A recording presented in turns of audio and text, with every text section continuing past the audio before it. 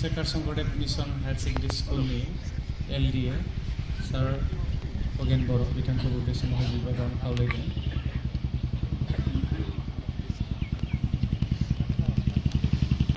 उदालगुरि जिल्ला लाइमोन बाक्सार बसुमतारी बिथांखौबो बे समाव बिबार बावनो खावलायदों।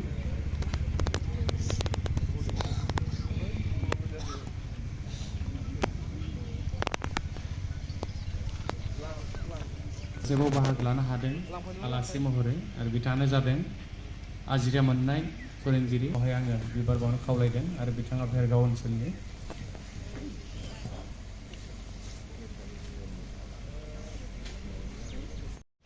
बे समावहाय आं बिबार बावनो खावलायबावनो नागिरदों जोंनि डिमाकुसि दख'रा एबसुनि बारग' गाहाय नेहाथारि आरो आथिखालनि BJPनि उदालगुरि जिल्ला BJPनि नेहाथारि जुसां बर' सार बिथांखौ बे समावहाय आङो बिबार बावनो थाखाय गुरै खावलायदों।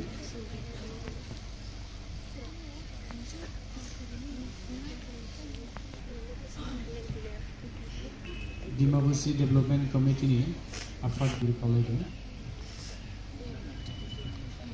डिमाकुसि बिया बाथौ महासभानि आफादगिरि खावलायदों।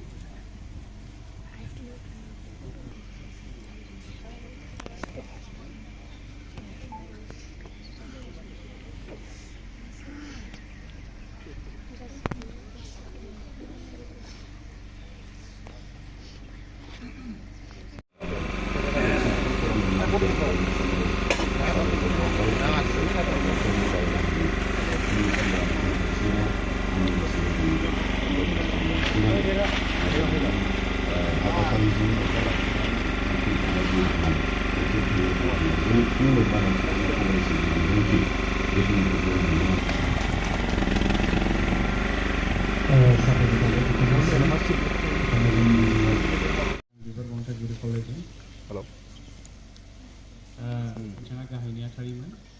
दा बे समावहाय आफादनि बारग' आफादगिरि आदा दीपक बर' बिथांखौ बे समाव आं बिबार बावनो खावलायदों आरो खावलायबावनो नागिरदों डिमाकुसि दख'रा एबसुनिनो बारग' आफादगिरि आदा प्रणब खावलायदों।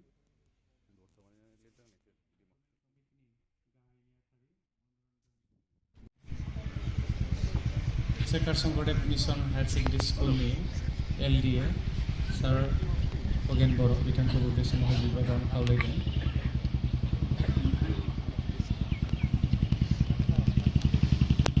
उदालगुरि जिल्ला लाइमोन बाक्सार बसुमतारी बिथांखौबो बे समाव बिबार बावनो खावलायदों।